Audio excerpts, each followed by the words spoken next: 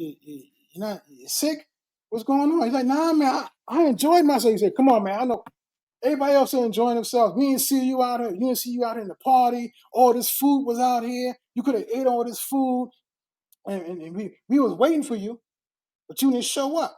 Could have met the captain of the boat because the ticket you bought. You could have met the captain of the boat, and he could have took you upstairs. You could have steered the ship." He's like, "Steer the ship? I always wanted to steer the ship."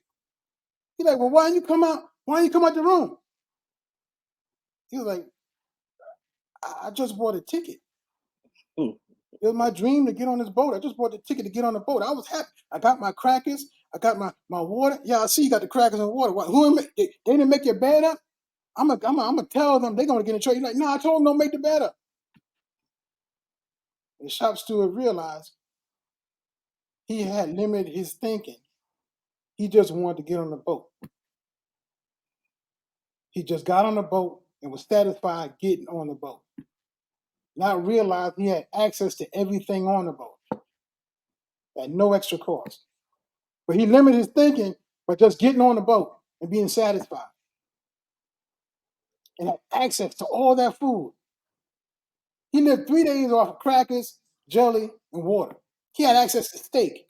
He had access to all these things, access to all the rides. He even had access to the captain. The captain would let him steer the boat. His dream. But he just got on the boat, said, "As long as I get on the boat, as long as I make it to heaven, I'm gonna walk on the streets of gold. As long as God saved me, I'm happy. I don't need nothing else."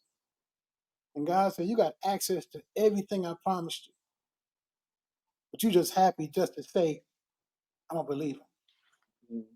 You have access to all the things God promised you.